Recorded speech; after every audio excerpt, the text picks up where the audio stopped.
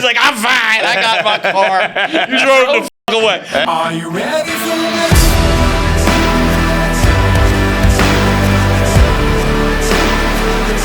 Are you ready for this?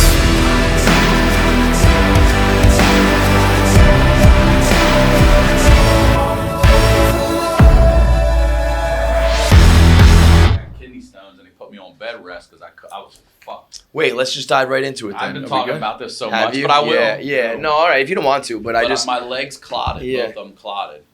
And I was like, what the fuck's going on with my body? And then they were like, you might have cancer, leukemia, lymphoma. I'm like, Jesus Christ. And then 6 months later, they find out I have this genetic blood disorder. So this time I was armed with that knowledge. Your parents fucked you again, man. Don't fucking let me clot. I have this shit. Don't fucking let this happen to me. And they let it fucking happen. Really? Wow. That's fucking crazy. Dude, it was call your fucking daughter's mother and talk to her about your life insurance, and like it was there. I had to call family, and I called my producer. I go, hey, I started good. I was like, just want you to know some shit's going down here, but you might want to put a resume together. I was like, I'll give you a reference if I'm still alive. Here's my signature. Just copy that. You did so good. Yo, that's crazy. That happened. The clotting happened to my grandfather, and he seemed to be totally intact, so that's good. But they had to lop off limbs. Like he came out of the hospital, lop them off, and he was like missing toes, and like feet, that. and hands. It and is shit. like that. Like it's. They're like, you've got about a 48-hour window of touch and go, any clock. And then they're like, you could have a stroke. And I'm like, what? I hadn't even considered. So I had a new rule on my dry erase board was, do not tell me anything that could happen. And stop telling me I'm getting out of here today. Yeah. Stop. Yeah. Because 3 days turned into 8 to 9 to 30. You were in the hospital for a I month? laid on my back the whole time. Because that's like a blood thing? Yeah, well, that was just them coming in. And also I had the surgery on my back. Like, and then you lay on your back. So I'm just in physical therapy now. Like, I can't lift more than 10 pounds. I'll talk about this. Neither can I. I'll talk about this on the podcast because I feel vulnerable, especially out on the streets. Like, yeah, I'm sure. If any shit breaks out, I can't run. Right. I mean, I'm not fast now anyway, but I still can't hustle away. I don't feel like I could defend myself. Yeah. Like I could give you a go, and then I'm going to be in the hospital for 2 fucking years. You know what I mean? Like, so I feel weird walking streets like that. I mean, I guess it's an extreme case with you, but like when you're getting older and you start to feel that shit, that's a weird. But also, I talk to the ladies, and they tell me I feel like this all the time. And it dawned on me, like every man could take me. And then I was like, oh, good point. Fuck. Good point. Until a woman said that to me, and this was in the last 5 years. She's like, do you fear any man that walks by on the street? I'm like, no, I don't. Like, anytime a guy, unless it's a shady situation. Yeah. If I'm just walking down the street, I don't fear this fucking man right here. But she's like, imagine being a woman knowing that dude could take you. Yeah. And I was like, oh my God, what a world you live in. My uncle had that revelation fairly recently where like they were walking out of the mall, him, his wife, and his daughter. And his wife was like, Annie, come here. Like, and they were in like a parking garage. And she's like, Annie, over here. And they were walking in the middle. And he's like, why are you guys walking over there? And she's like, so people can't like hide behind the car and like grab us. And he's like, I never thought of that. Yeah, just shit you do not. And then I have an 8-year-old daughter, and I'm like, man, I gotta fucking teach you that. I wouldn't have thought that. Yeah. I'd have been like, why are you worried about this guy walking? And I'm like, oh yeah, because just genetically, that man can overpower you and any fucking given moment kill you. Yeah, and they decide to do it. One of my favorite tweets is like, I think it was Kumail Nanjiani, where it was like, I forget who it was, but it was like, men, if they could switch into women's bodies, I'd figure myself with everything. Women, if they could switch into a men's body, I'd go for a run at night wearing headphones. Yeah, that's true. Just walk wherever I want at any time of the day. I don't think of that. Like that yet. Like they just have to plan, you know, where I'm going to be, how I'm going to get. It resonates even harder with me now, walking down the street and thinking like anybody could fucking push me. But there's down. also there's an extra element of like, not that none of us are fucking action heroes here. You know, we're not pro athletes or anything, like you weren't specimens to begin with, but there is some level of like, as a dude, as a guy, as a man, you think like, all right, I'm not gonna like win the fight or I'm not gonna be the fucking star or whatever, but I can handle myself. Right. And then just as you get older and shit goes wrong or whatever, you're like, no, that's not really. And as a man too, you also these days you got to look for that cauliflower ear. Yeah. That guy's got that cauliflower ear. He's been through. You know you just don't fuck with that guy. If you're like 5'5", I don't fuck with you. Yeah, because chances are you knew that your whole life and hated that, and so you're in little Tasmanian jiu-jitsu devil. and you're in If you're volatile 5'5", I'm all set. Yeah, there's like a, like if you're 6'5", I'm not fucking with you for obvious reasons. You're 5'5", I'm not fucking with you. In between, 5'8", we'll scrap. Otherwise, I'm that not way. fucking Like, with you, man. Are we going? Yeah, let's okay, fucking we go. are. I grew up in Baltimore, and Maryland, just the state. It's an angry state. I've been in so many fucking fist fights. A lot sports related, a lot not sports related, and it's just like sports related. Like angry fucking. You were place. in a game or you were leaving a game. In a game, I've been jumped after a game. Are we talking about playing or at a rooting for a fan? No, we're talking about playing. Yeah, okay. Yeah. Like we would play indoor soccer. We got kicked out of every indoor soccer arena in Maryland. We played outdoor soccer in February. Okay, that's how bad it got. We were fighting everybody, but we never started. But if you fucking wanted some, there were at least 4 of us on the team. There were about 8 other pussies, but there were 4 of us that were like, "You gonna fuck around and find out?" I'm telling you, we're coming. So we had played this one team. It was an indoor soccer team. And actually, we were the next to go. We were watching them play, and they were just such arrogant assholes. And we were standing on the sideline. They're talking shit to us, and we're like, "We'll see you in 2 weeks, motherfucker. Mm-hmm. 2 weeks is our night to dance." So we go down. My dad's alive at this time. I'm 16. I have my learner's permit. I drove us there, and this guy comes up to me. We play and we beat him, and the dude comes up to me and is like, "Why don't we step outside?" And I was like, "Let's fucking go." I give my dad my bag, and my dad just says, "Be careful." Oh boy. Talking to all the other parents. I go outside, not realizing it's a whole fucking trap. They had all their friends in cars, so he and I start going at it, and I get on top of him, and I'm just fucking going. Yeah. And then I hear car doors close, and I just feel something beating the back of my head. I don't, your adrenaline's rushing so much. I just feel pressure. Yeah. I don't know what it is. And then all of a sudden I feel like blood going, and then I see everybody come out. The parents start going at, dude, they called the parents are beating the shit out of each other. I seen parents throw kids across the hood of a car and shit. I went to my car. I had a lacrosse stick in it. I got that out. I just started beating whoever I could with it. And then we just got the fuck out of there before the police came. And as we're driving, I touch my head, and it is just gushing. It's gushing.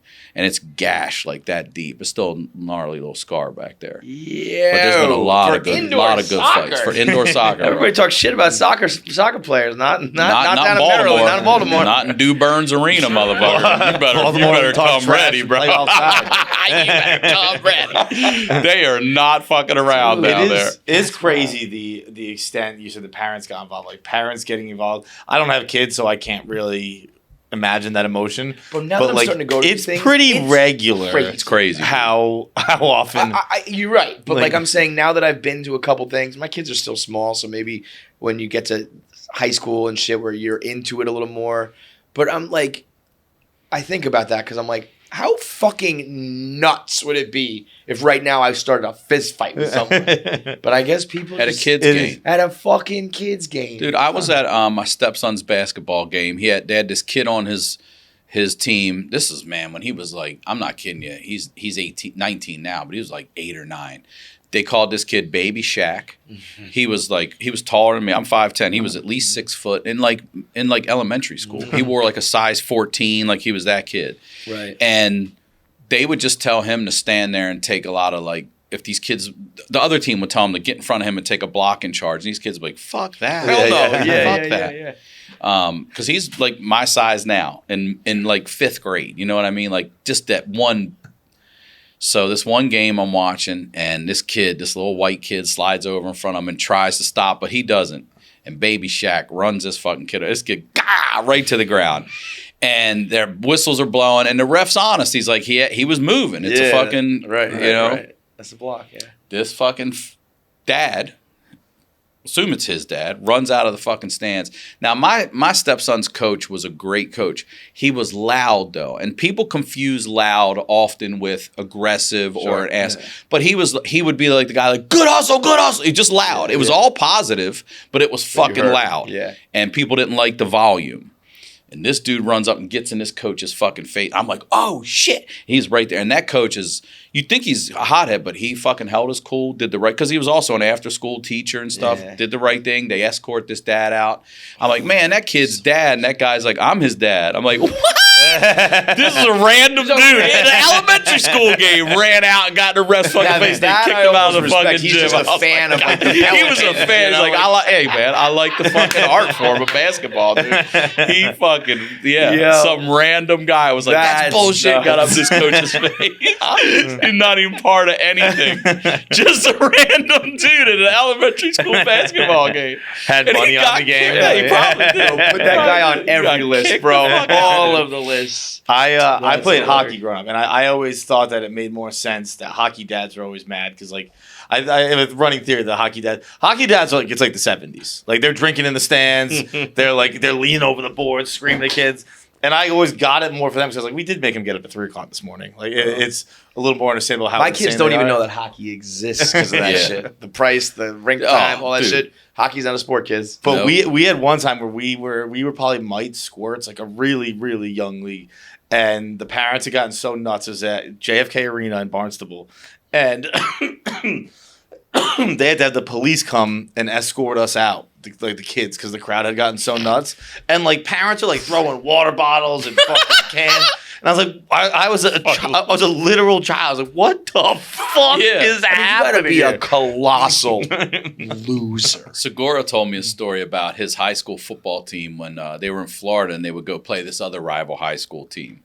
And they would have fan buses that would come over, and then the police would go on the fan bus, and they'd come off with like 6 handguns. What? Before they went into the fucking games, they just pulled handguns off the bus. Like, nah, you can't go in there. High school. Come on, man. Come on now. It is a different time. Like, I'm 50 now, and I grew up with Little League. Our Little League coach smoked in your face. Like, he would have his name was Al.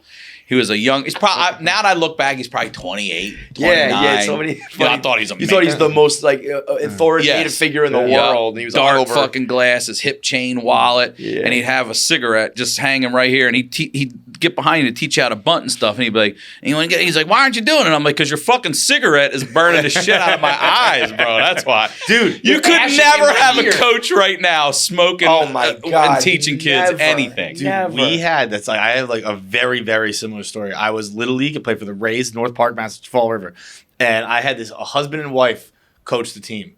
The weirdest. That's weird. That's bizarre. Hey, that's weird. Want me to get weirder? No kids on the team. I was just about to ask, did Al have a kid on the team? No, he did not. He did not. Bro, you coach a team with no connection to that team. It is weird. You better like especially run the children. League or something. Yeah. If you're just like a volunteer for kids, bro.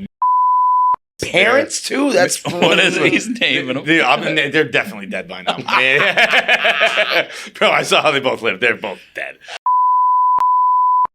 Dude, and also he'd like get on the mound and throw BP and stuff like that. But he had fucked up his arm when he was younger, so he could only submarine pitch.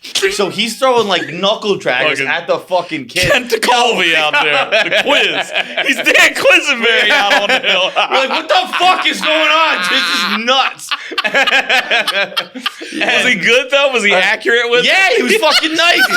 I went over on the guy my whole career. Yeah. But then like. In games, in like actual games, if I'd ever strike out, they was always like really like, hey, it's all right, and I would hang my head like this and walk to the dugout, and she'd be like, no, it's okay. That she had a meeting with my parents, where she told my parents like, I think he's got real self-esteem issues. You should get him to therapy. So my parents put me in therapy at like a really young age, and I'm a little league. I'm like, what the fuck am I here for? This is so stupid. And finally, my parents were like, well, it's your self-esteem issues. I was like, what are you talking about? And like, when you strike out, you hang your head really low, and he's confronted us about it, and we've noticed it. And I was like, that's what this is all about?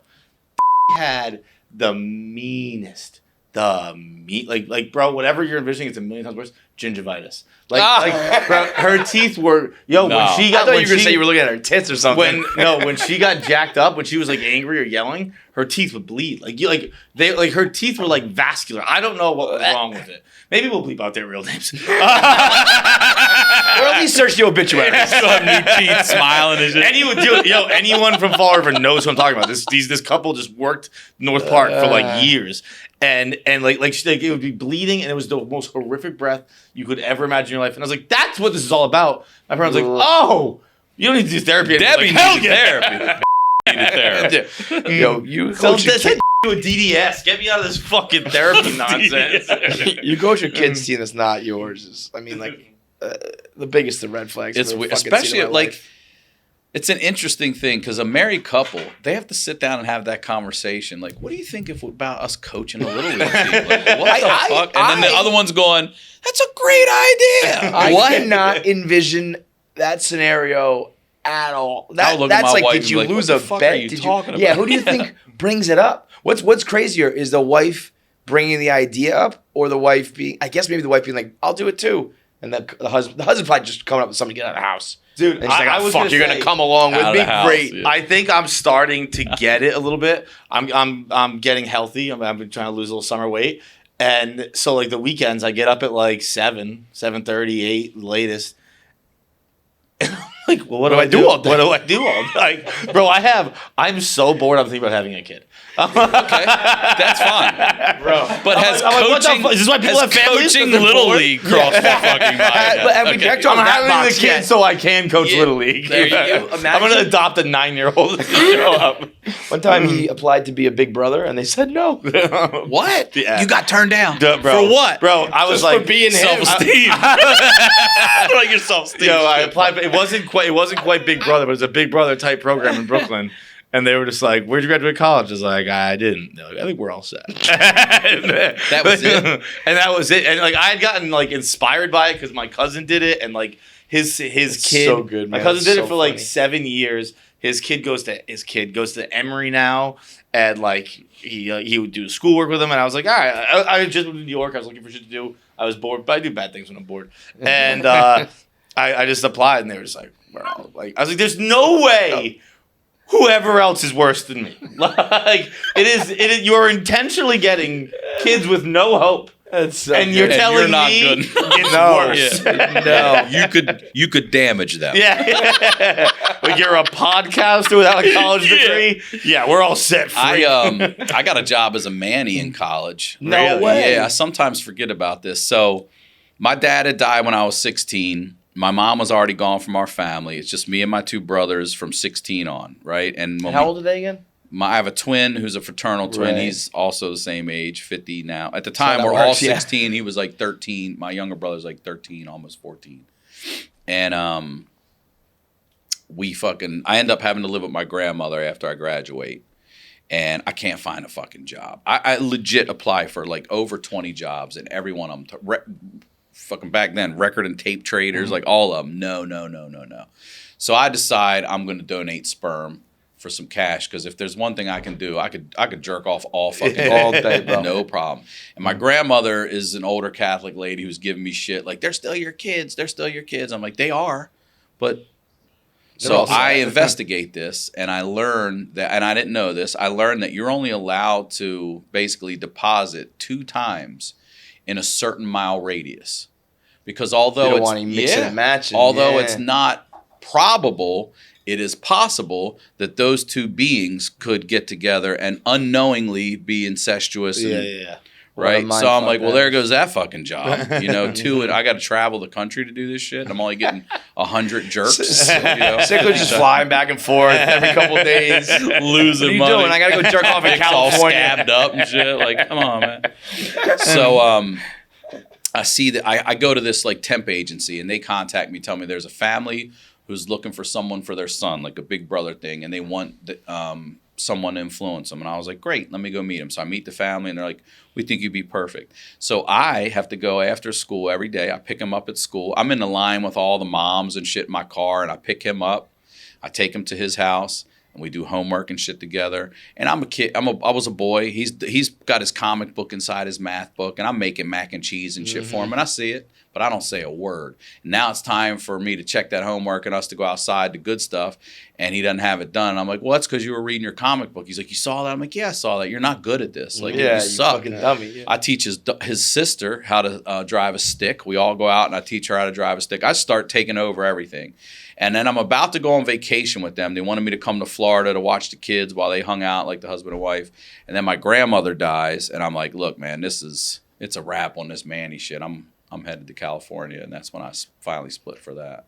You're a good. I was good at it. Yeah. You got a good. I can grill. You know? So how old were you at that point? That's the first thing they asked me to buy. Cook some dinner out If there. your kid wants snacks and grill, I fucking got that kid covered. You want me to teach your daughter how to drive a stick shift? No fucking problem. How old were you? I was probably like 20 in college, 19, 20. Dude, see, it's funny because I would, much like the coaches of the team, 20-year-old kid comes to me and says, I want to be your Manny. And I say, get the fuck out of my house. But I didn't. But They requested a male and said, why don't you meet this dude? Yeah. And I was like, I don't know about this shit. Yeah. But I was a Manny. I would say Maryland. there's probably one Sickler for every 100 weirdos trying to be a Manny. Agreed. You know what I mean? I would never. Listen, I did the job. I would never. I wouldn't have rolled the dice on me either. I'd be like, fuck that kid. Fuck that kid. That's just, it is. It's just, welcome our new kindergarten teacher, Mr. blah, blah, blah. Nope, I don't want to see it, man. But also, fucking weird. Here's the other thing, and it just hits me right now, actually.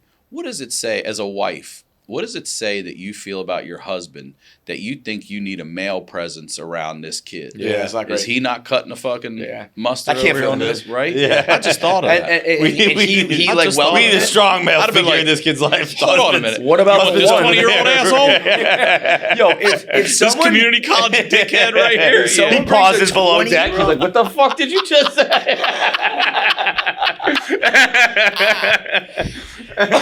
Some 20-year-old walks in my house being like, I'm going to teach your kids. Holy shit. And I was good. I legit was really good at it, though. And I liked it.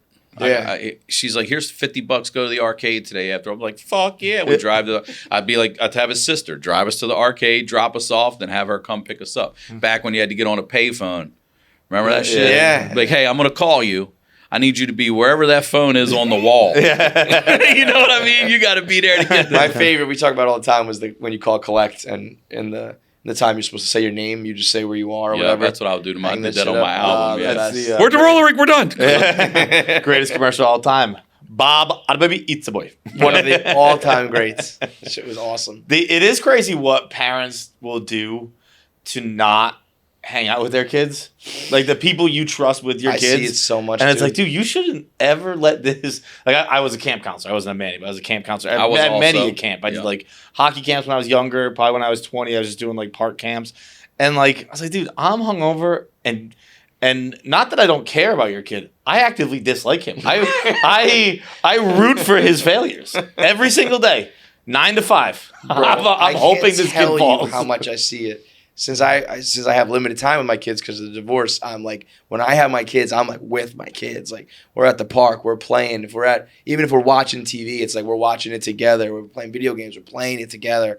And the amount, mostly dads, but in general moms too, the amount of people who are just buried in their phone or just like, whatever, go away, leave me alone. And then they look at me like I'm the weirdo because I'm like playing with my kids. So I probably look like one of these people I'm making fun of. We're like, what are you, grown adult, jumping on the fucking jungle gym with them? But it's like I'm trying to create core memories so my kid fucking loves me and doesn't hate me like your kid's going to. Right. I'll get a bounce house instead of therapy in 20 years. It's crazy though, man. I mean, like I'll watch. I'm watching a kid like fall off the thing, and his dad is just fucking buried. Dude, I'm like, yo, kid's bleeding, dude. I mean, it's nuts. We've talked about that before with phones. And I always like what your parents did was inherently lame. Like read the paper comes to mind. Or I kind of liked my parents. I'm one of those weirdos who I don't know, they played with me.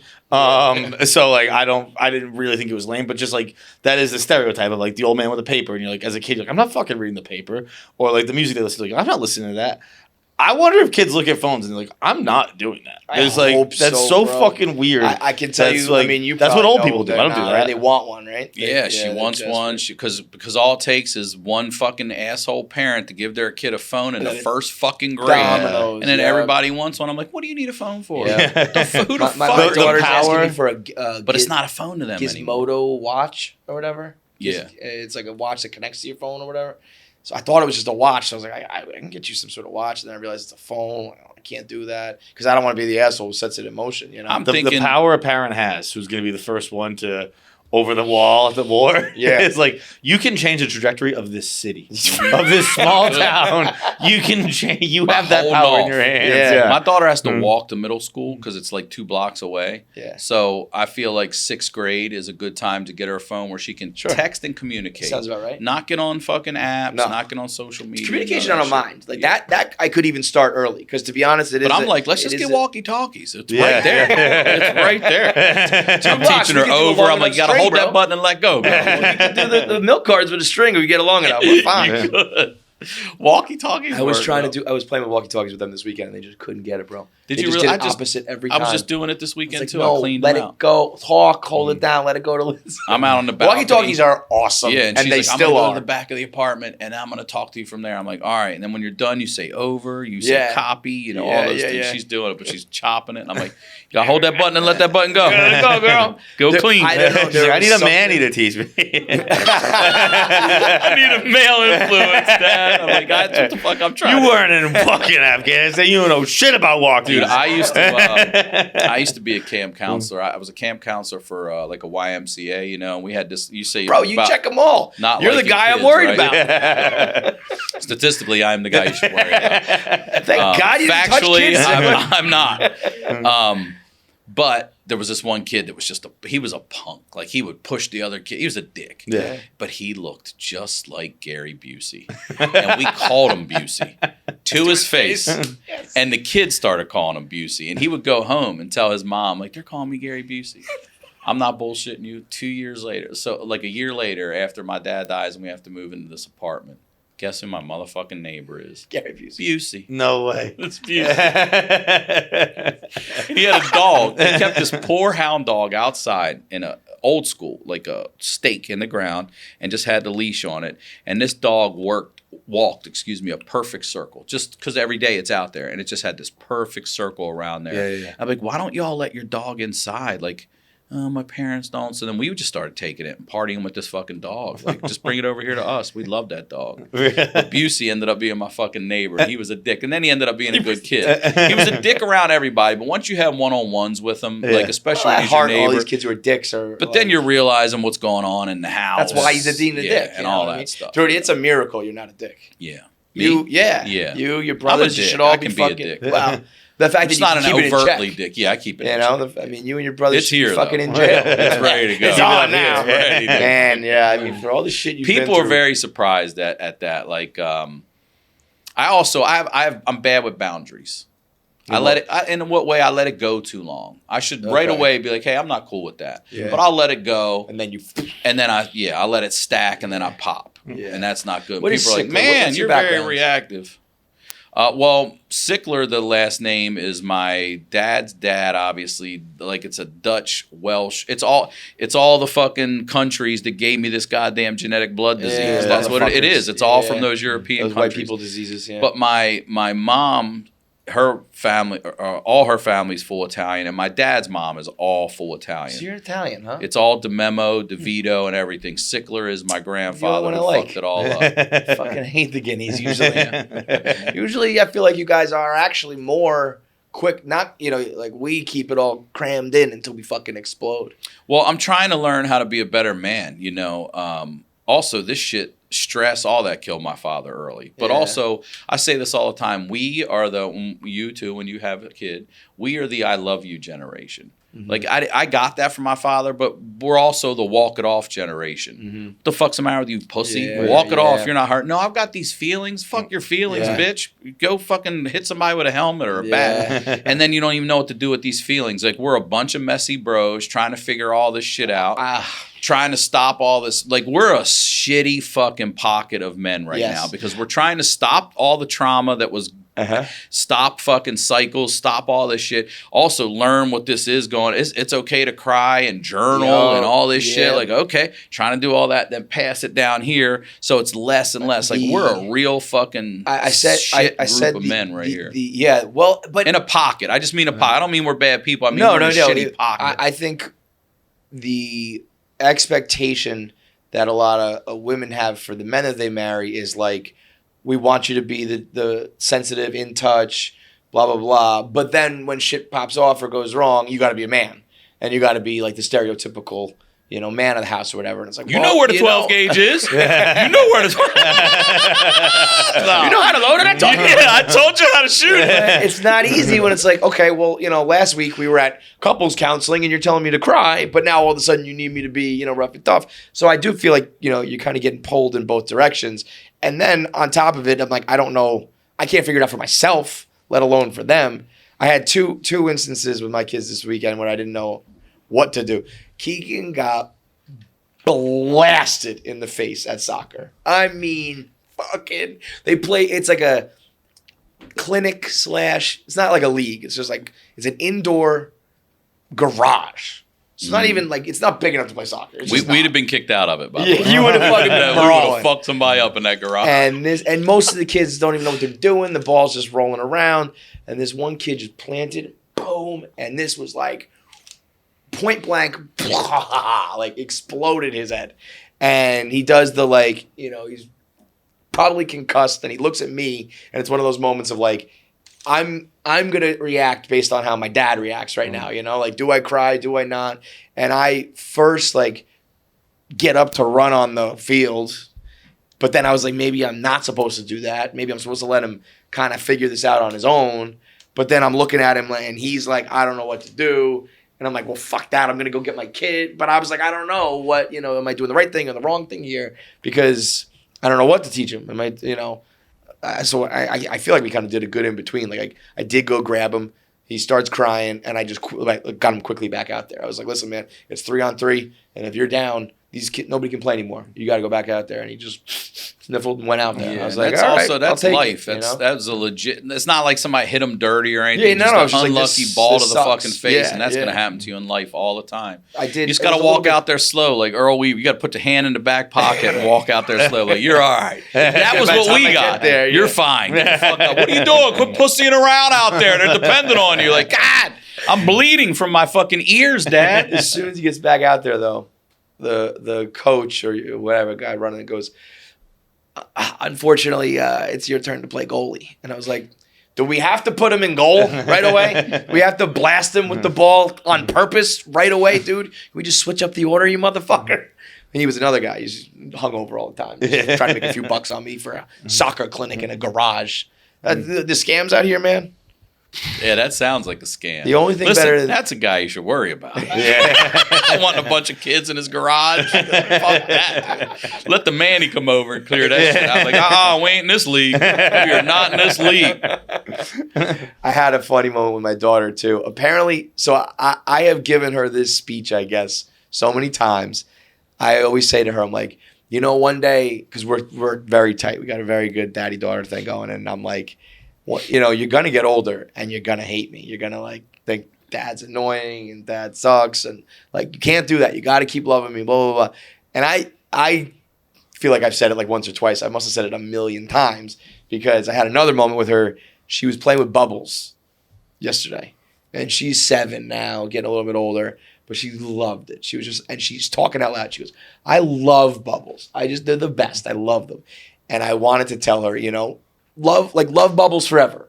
Don't be too cool for school, whatever, And I said to her, I was like, how did I say it? I go, an important thing you got to know, Shay, is that when you get older, it's important that you, and she, as she plays, goes, continues to love your dad. She knew. I was like, no, not that speech, which I apparently have been hammering you with. But I was like, yeah, man, this is, I don't know how to fucking do any of this. It's like, no one does. How would we know? No one knows how to do it. Everybody's just doing most people are just doing their best. Yeah. Some people are real pieces of shit. Some people are doing their worst, and it is not their best. Really and then, we have to get older. You don't have to have a kid. You don't. So many people out there, I feel like they have to get married, have to have a kid. You don't. You really don't. And it's okay if you gotta love it if you have it. Well, if you do, then you're fucking This is the exclusive ticketing partner of Barstool Sports. It was created by fans for fans. You know what it is. It is Gametime, the ticketing app that makes it easier to score last-minute deals for tickets to sports, concerts, shows. It's nice out now. It's time to get back outside. I know we've been hunkered down a little bit. And they guarantee the lowest prices. I've used it countless times. Everyone's used it countless times. You've seen that, again, on social. I went to Bruins Rangers recently. I went to Bruins Islanders. I'm going to need a bunch of tickets for the Boston Bruins for playoff tickets this year. I don't know if you've seen, but they are the fastest team in NHL history to 60 wins. Oh, yeah, and that 60th win, they got it without Patrice Bergeron, their captain. They got it without David Krejci, their second-line center. They got it with Charlie McAvoy, their should-be Norris-worthy candidate defenseman. They got it without Taylor Hall, who's lamed up right now. They got it without Nick Foligno. They'll all be in the playoffs. This team is going to fucking dominate. Get your tickets. Go see them. It's possible with the Gametime app. The biggest last-minute price drops can be found on the seats you thought you could never buy. I was on the glass for Bruins Rangers at MSG. It's incredible. You can get unbelievable seats. The purchase process takes just 2 taps and 10 seconds. You can count me on that. And once you buy your tickets, they're delivered directly to your phone. No printer needed. The app allows you to easily share tickets with friends via text, so you can get into the game seamlessly. You don't have to meet up outside on the corner. Wait, where are you? Where are you? Where are you? Nope, just walk in, meet each other at the seat. Skip the hassle and enjoy the moment. Download the Gametime app or go to the website, enter your email, and redeem code KFC for $20 off your first purchase. Terms do apply. So, specials out or on the way out? When's this come out? This comes out tomorrow. Tomorrow's the 4th? Then it's out. Beautiful. It's out tomorrow, Wednesday. Perfect. It's out on Wednesday. Lefty's son. The guy that gave me this fucking blood disease. Motherfucker. I named it perfectly. I can't even believe it. I shot it at the Dynasty in LA. I directed it myself. I did all of it myself. So I've been like, as a comedian, I always had a writer-producer job, and I've worked from I started with Fox Family, it turned into ABC Family, then it was the CW and the WB, Fox Sports. I helped Oprah launch her network, OWN. Really? Yeah, I directed for her, I would write whatever, upfront sizzles, promos, whatever you wanted for your network. If I was hired to do that, I would do that, and then I would go on shoots and produce shoots and direct shoots. Interesting, I don't think I knew that. Got to meet Oprah and do all that shit. And so I've written promos and stuff for Food Network, you name it, Style, all that shit. And it's funny because I've been talking about this. I saw this interview with Jamie Foxx after he won the Oscar for Ray, and he said that when he would come home as a kid, his grandmom would make him play the piano, and he fucking didn't want to do that. He wanted to go play with the kids, and he couldn't understand that. And then all these years later, boom, it makes sense exactly why he fucking had to do that. And for me, when this all came together, I was like, I can do this. I know how to do this. So I directed it, I EP'd it, I did all that and put it out. It's just on my YouTube. RyanSickler.com is all my shit. Ryan The Sickler. amount of people we've been talking about, because we're trying to start this new comedy thing here, the amount of people who are like, spent my life savings to direct it, to shoot it, all that shit. The fact that you got, a lot of that, that shit yourself. You know what I mean? Because look, it costs you money. Post-production will cost you money. If we're being real. That you know what you're looking for. I made money on my shoot that night. Yeah. I sold tickets to the show, and I made money that night. Now, the rest of it I haven't made money. You got to pay your people good to fucking edit, color. But most people are going into that totally blind. Yeah, they don't even know you have to color it. It's like going to the mechanic or the vet where they can charge you whatever the fuck they want, and you just got to do it because you're like, I don't know. I don't know what I'm looking for. Yes. It's also cool to just have. And there's also a lot of scumbags that'll fucking tell you this is $100,000 when they pulled it off for $50. Right. They'll do that to you. So, and this is like, how much material are we talking? Is this like from the last? What time period are we working with here? For the special? Yeah. It's the tour I just ended. So I went out on the Night Pants Nation tour for a little over a year and wrapped up in December and shot the special for that. Feels good to get that out. Feels so good. Get it off. Be done. I say, I know I love my job. I fucking love working for myself. I'm a family business.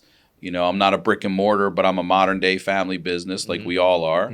And you'll be soon when you make a child. You'll have a family. Easy with that.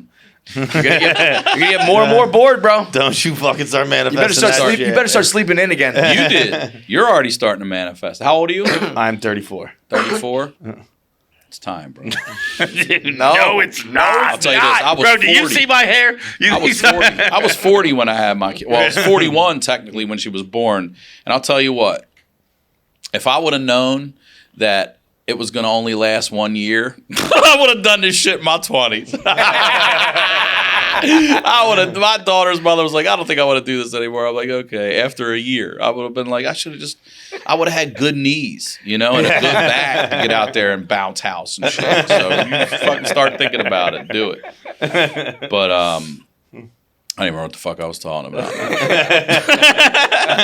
I don't think the more I've hung out with kids, 'cause a lot of my friends have kids now and shit like that, the more, and I know it's different when it's yours and all that stuff, and the more I'm like, bro, it's so different because I cannot describe it. Like, you I don't leave. like kids, but it's not even. It's not like you it's. can't. I have a perfectly pleasant time, but I'm just like, I don't have any interest. Oh, in this. I'll tell you what, you learn a lot about yourself. My daughter did one to me.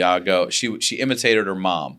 And I was like, oh my God. It was so funny. I was laughing. But I was like, wait, if you're imitating her, I know you have one of me. I go, do me. Yeah. And she goes, get to bed. And I started laughing so fucking hard. I do. I clap. I tell her to get to bed. I was pissing myself. I go, you're lucky you're funny. She knows if she makes me laugh, she's not out of trouble, but the anger, it takes all the wind out of me. I'm like, God damn it. Get that bed. Get that bed. And I was I like, told my do kid that shit. the new Zelda video game comes out in about a month. And I don't know how. He picked up the sticks at like age 4 and was playing Zelda. This shit is like and good embedded in their brain. Fucking better than me at it. Like, crazy. My daughter shows shit to me on my phone. I really think that they are probably, I know they make jokes about them being made by kids, but they're probably tested by kids. Because my daughter shows me shit on my phone. I'm like, how the fuck did you do that? You just pinch with these 3 fingers? And I'm like, what? Just the way they know. come out. They know. But I said to him, I was like, I'm going to make I'm going to get a board. I'm going to put a list of chores and things that you got to do. And at the end of it, I'll get you the video game. And he's fucking obsessed with this board now. Like this idea of chores. And so I'm just throwing like little shit on there, like fucking brush your teeth and like, but like go to fuck to bed is going to be on that list. Listen to dad is one too. Yeah, like everything I say, every fucking thing I say, do it or you're not getting this goddamn video game. Called me up in the middle of the day, I get a FaceTime from his mom and I answer it and it's him. He's like, where's the list? Where's the board? I need the list. I got to get the game. I was like, oh, I opened up fucking can of worms on this one, Pandora's box. He's a nice capitalist. I like it. Yeah. Yo, I am team bribery to the fucking maximum. You do something good, you get something good? Yeah, I work with you, you work with me. Let's go. It works for both of us. You want a treat? You want 3 Oreo cookies? All right, you can have 2. You're not getting 3. And you got to go take your bath. And you got to do this. And you got to do that. You got to have your hair brushed. I mean, my daughters, I don't know if you deal with this, but the fucking hair. Dude. Like, I'm what good. What goes on at night? I feel like a little demon walks in there and just ties it up in knots, bro. Shout out to my girl, Tara, the Tony Hawk of hair. Like, that's who I go see when it gets like that. She's the Tony Hawk of hair. Like, people say Michael Jordan too much. Yeah, Tony Hawk. Michael Jordan ain't still playing basketball. Tony Hawk's still motherfucking skating. Tony Hawk needs to be the new, barometer we set. Tony Hawk of hair. I'm really good. I can braid. Ooh, I can really good. I can braid. So my friends, mom and sister, she used to have this real long hair, and I used to watch her braid, and I'd be fascinated by it. I'm like, can I try that out? And now I can braid because they taught me how to braid. So I can do a nice braid on my daughter's hair. I can't French braid, but I can do a badass braid. But the other thing I used to do was I would just do the ponytail up top. I talked about this on my first album. One day I went to pick her up at preschool, and I said, I'm here to pick up Stella Sickler. I'm her dad.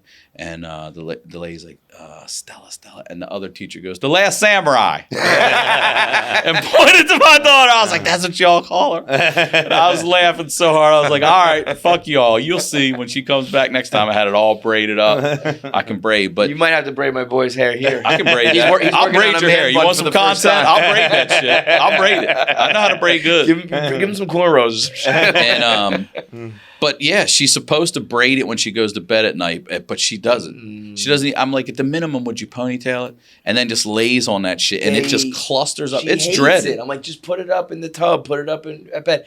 No. I'm like, what's the fucking difference other than tomorrow we're gonna have to rip through this shit with a comb? Yep. And I'm a dad that like I'm into it. So I'm the same way. So I can braid hair. Like I would look, dude. If I could braid, I'll show braiding you. left and right. It's so easy. And rubbing it in people's It's faces. so easy. Because I'm sure you've seen this. I get looks, and I get treated like I am fucking brain dead. Like I can't do anything. Dude, when my daughter gets knots like that and we can't get it out, I just ponytail that shit. Just fucking wrap It's it all up. pony. Not even wrap it But up. I'm not It just even sits talking out there about just the hair, clustered. man. It's just like in general, single dad, divorced dad, whatever the situation is. Like that guy, he doesn't know what he's doing. Yeah, well, you and I, we're never having sleepovers. You know, I already knew that wasn't going to happen. And coming to my also, house. if you want your daughter to sleep over at my house, I'm checking you as a parent. Like, Right. I'm a single dad. What's up with you? Yeah. Shouldn't be doing that. Right. Again, like we said, Shouldn't it's be like, doing that. on paper, I'm the guy On you paper, worry about. If I shit won't do goes anything. down, just take shelter over here. Yeah. But if it doesn't, keep your kid the fuck out of here. There used to be 2 girls next door that lived next door, and everybody would have their doors open. They'd float in and out. So I told their mom and dad, like, they can't come over here when I'm by myself. Like, why? And I'm like, I just don't want it. Like, I don't want your little tiny. Like, what if I walk out of the shower? Yeah. You know what I mean? Yeah. And my dick's out, and your fucking daughter's like, I That's- saw Ryan's dick. I'm like, hold on a second. That's not how it Hold happens. the fuck on a Context. second. That's also weird though for you to be like, don't let your kids around me. It I may don't know be, but guess what's what? gonna happen? I don't know. Never getting You cuffed wouldn't and like taken to prison for any accusation. not gonna be in the room. Nothing. Dude, again, I play with the kids a lot, so they'll be like, like I'm picking Shay up, throwing her around, and then her friends will be like, "Can you pick me up?" No, Nope. no, I cannot. No. Mulaney has a joke about that where he was at a party and someone's like, John has a penis. And he's like, whoa. Where did that come from? And she's like, and it was just because she was learning about penises, vaginas, and men and women and blah, blah, blah. And he's like, but guess what? If that was a woman, she'd be like, yes, I do. And it's glorious. He's like, wow, what does she mean? Why is she saying that? I mean, my daughter's probably seen so many dicks already in her life. I used to have to take her to the men's room when she was little. With Yeah, me. My yeah. daughter's seen dicks. Dude, Like, I had lots, that- probably lots. When we were in LA, when we did the honeydew and stuff out there, So good. We were at what was that fucking restaurant we had to climb a goddamn mountain to get to? Oh Jackie? god, the Japanese one. So we were at some Japanese restaurant on top of a mountain. Oh, Yamashiro. Yes. Yamashiro, You were yeah. there? Yeah. Why didn't you come? Say hi. Bro, she had to pick a spot for us to go to dinner, and she was It's a like, beautiful spot, though. "Yeah, when you drive to it, Yeah, it's a beautiful spot." Oh, you walked? She said, it's, No. "She goes, Don't walk. You walk past the Magic Castle. That's a fucking hill. she says to us, Dude, it's a little bit of a hike. on the walk. I was shirtless. That's the whole thing about the restaurant. It's on the hill. we get to the bar, and we're all like, and we Sweating. go, how many people have ever walked up here? Zero. The bartender said zero. Nobody has The magicians ever done don't it. even We're like do it. 5 now. We were looking as we're walking down the boulevard or whatever I guess it is. Oh, my God. I see like the lights and shit, and I'm like, So yo, far. imagine if that was the restaurant she picked. And she gets real quiet. It's like, no. Good spot, though, Jack. No. But yeah, you had a bathroom incident, Yeah, there, right? I was in there and like the kind of like the toilets and all the stuff in the men's room are off to the side, so you walk in, you don't really see anything. And I was in there and just this little girl comes running out. And bro, I froze. I hadn't gotten to the urinals or anything yet, but I froze. It was just like, is this a trap? Like, what the fuck is going on here? Take your seat, John. Take And your then seat. her dad like came around the corner. He's like, "No, watch out for the gentleman." I was like, "Bro, you got to keep her on a fucking leash." And this is I would, crazy. too. And I announce.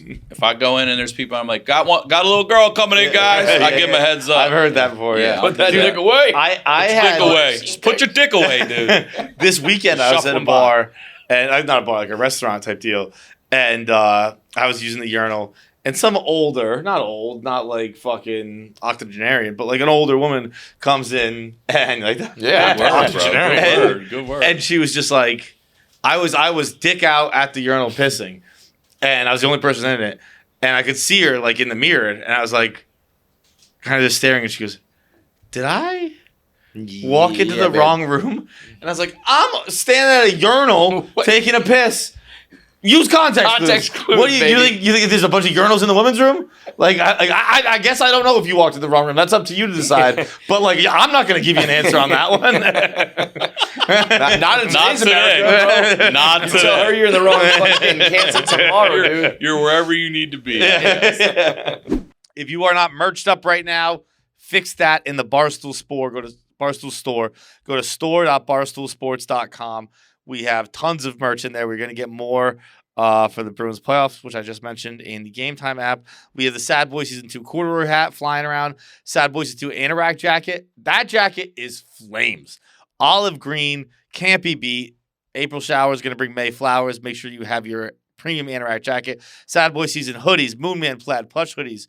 KFC Radio's Who's the Biggest Asshole game, ATI, all of the best stuff. Go to store.barstoolsports.com. Get what you can. Get it now. You're welcome.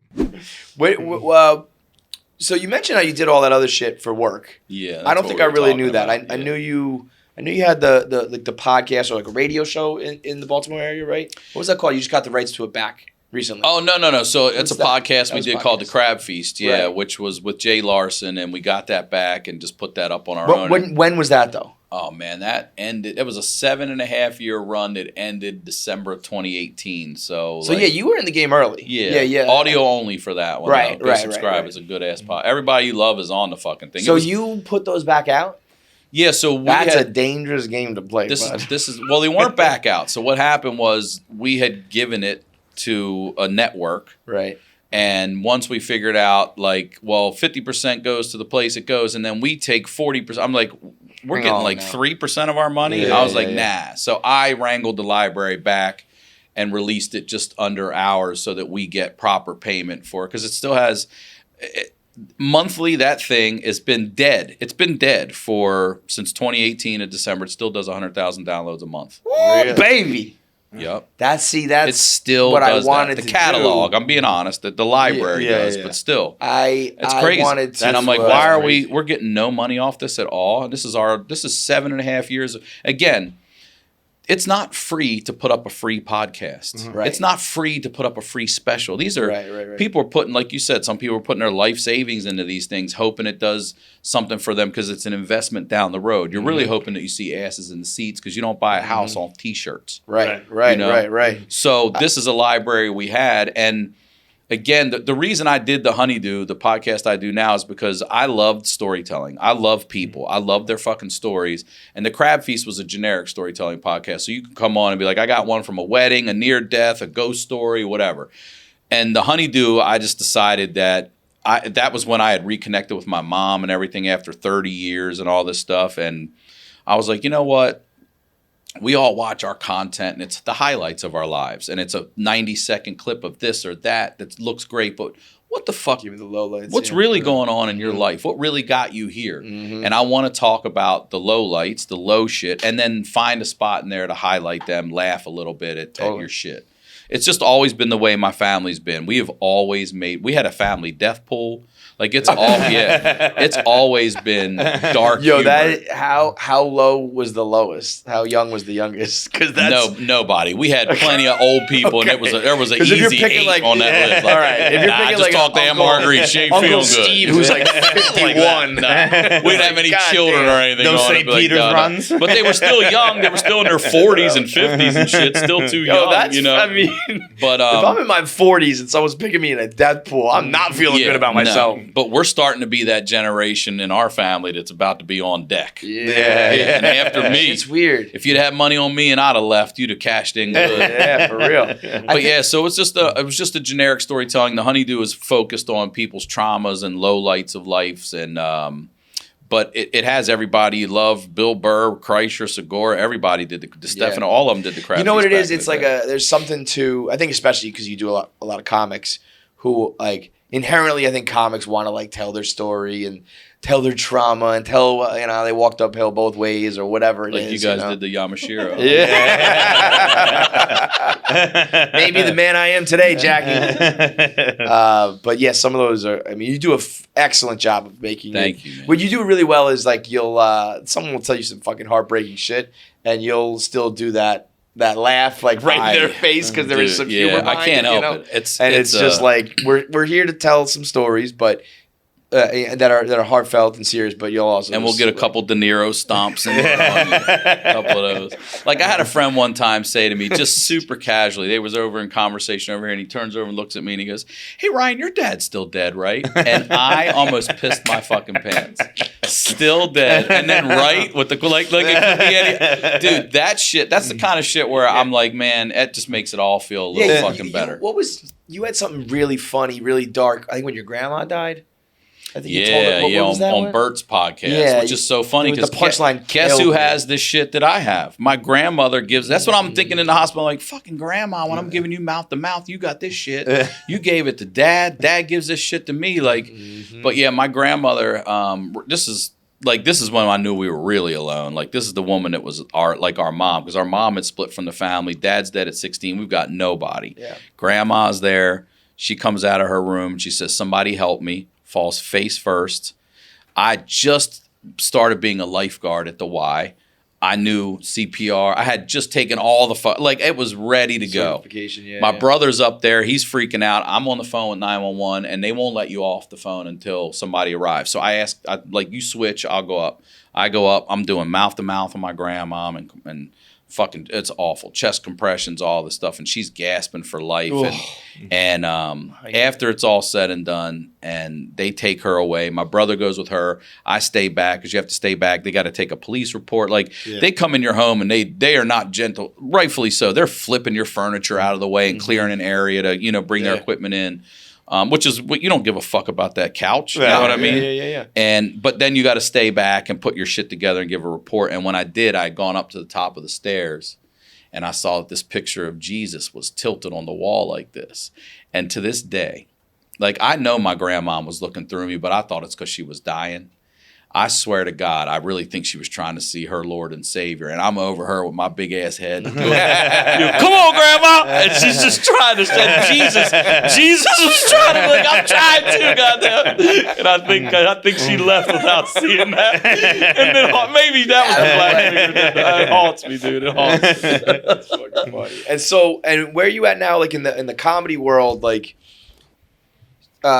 when did you start stand-up comedy if you were doing all that other shit? I started doing comedy at the same time as all that? Yeah, all the time, because that was day jobs.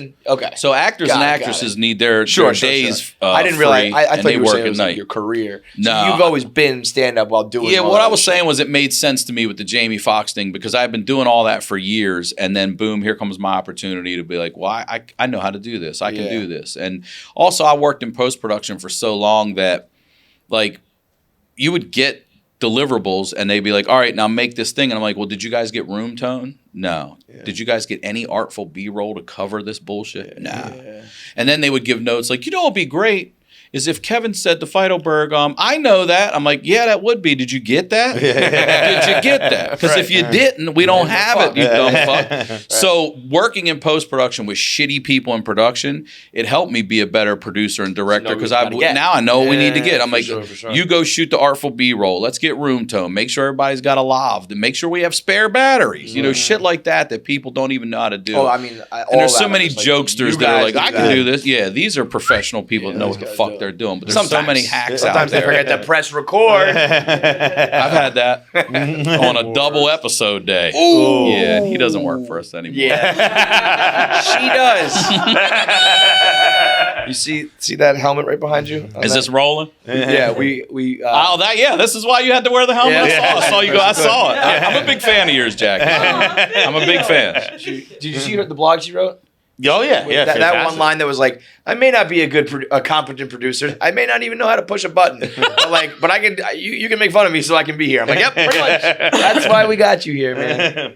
Yeah, that went down. But I've been doing stand-up, though, for, God, it's been 20-some years. And just been, it's so funny because I was just talking to Ari about this. God, we're talking about we got to have the right thumbnail for your special, and then you get the algorithm. I'm like, do you remember when we just wanted to tell jokes and make people laugh and feel good? We just learned right before you walked in.